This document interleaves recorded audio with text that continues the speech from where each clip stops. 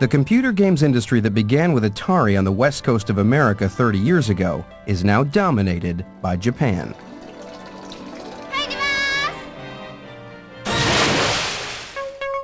Computer games have become almost synonymous with Japan, and it's largely thanks to an extraordinary series of character-based games, all developed in the 80s by a single creative genius.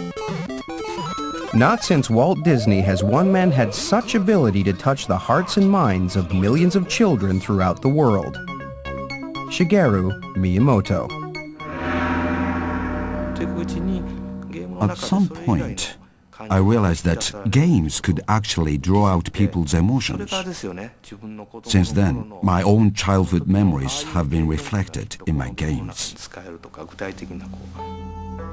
Miyamoto grew up in Sonobe, a small country town near Kyoto. As a young child in his traditional family home, he turned his surroundings into a fantasy world to explore. He was sort of in his mind a lot, and he spent a lot of time by himself, and he spent a lot of time daydreaming. And the way he played as a child was something that he retained as an adult when he started to do this work. I remember him describing a walk through a sort of wooded park near his home, and he had an imagination that was just extraordinary. He was just envisioning all the things that were going on that we couldn't see, all the pathways that would lead you somewhere.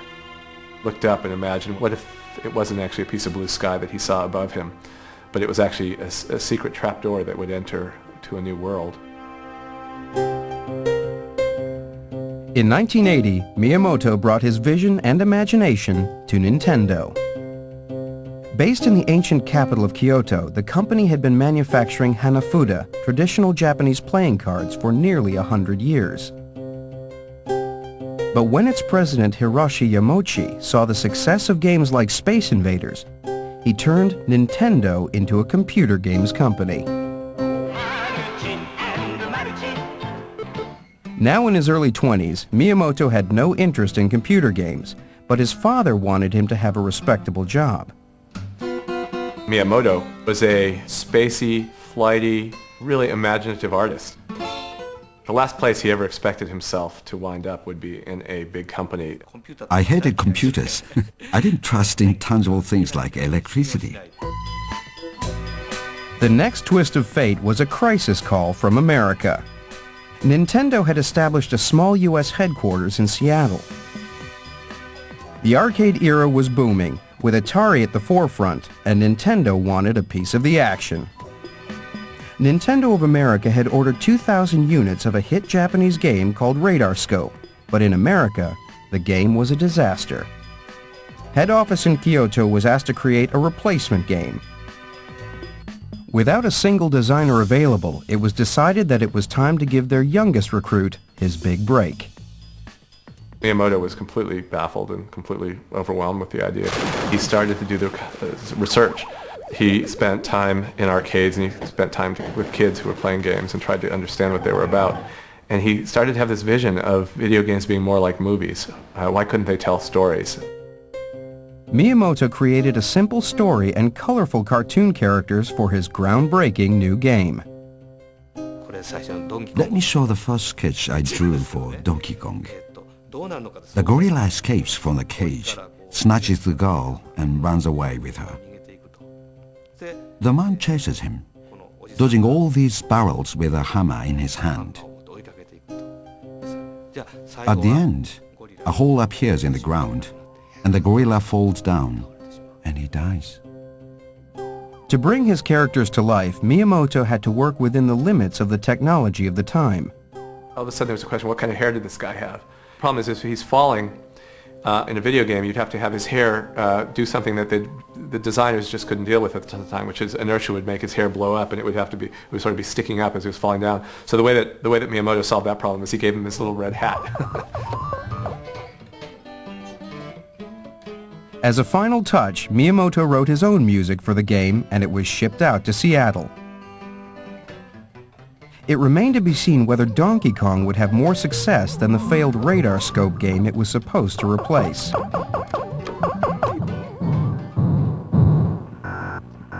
People in America saw this game and thought that that the Japanese, their Japanese counterparts were insane.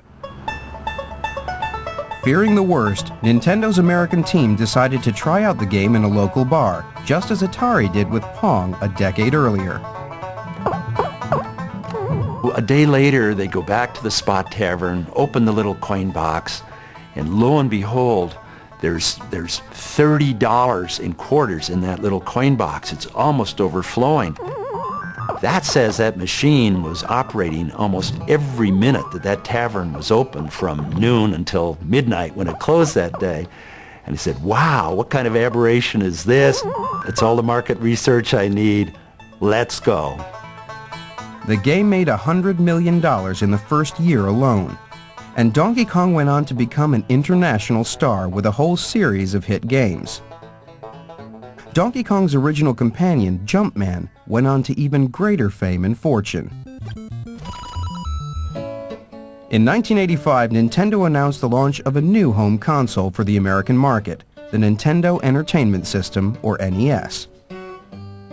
Following the collapse of the US games industry, most observers thought they were crazy, but Nintendo had a secret weapon.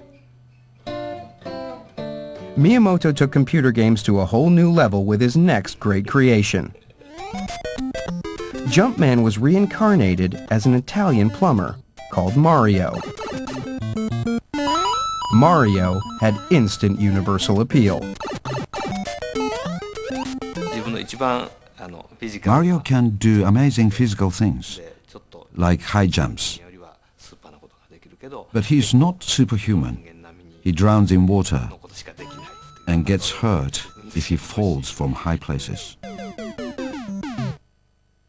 Miyamoto created a side-scrolling world for Mario to explore, full of pipes, sewers, ledges, and cliffs, and he created an entire army of colorful cartoon monsters for him to fight. In the early test version, Mario was very big. Next I created Small Mario.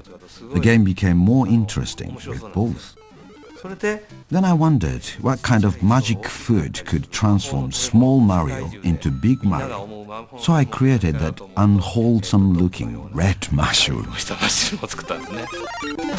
He was making these wondrous universes that it was like falling through the looking glass. The sequels soon followed, and Mario became an international superstar. In a 1987 survey, he was recognized by more American children than Mickey Mouse. Then Miyamoto unveiled his masterpiece.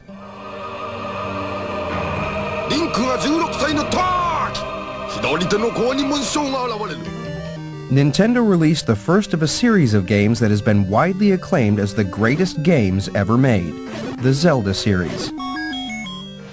The Legend of Zelda moved beyond platforms and levels.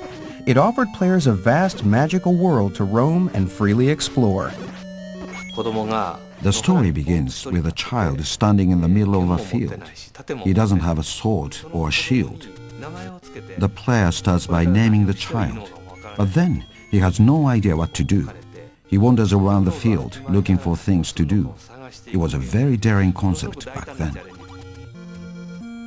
Zelda was inspired by Miyamoto's childhood wanderings in the countryside around his home. I walked up into the mountains, through woods and a rocky space, and finally I came to a big lake. I was so surprised to find such a big lake high up in the mountains. It looked like a vast ocean. This image is used a lot in Zelda.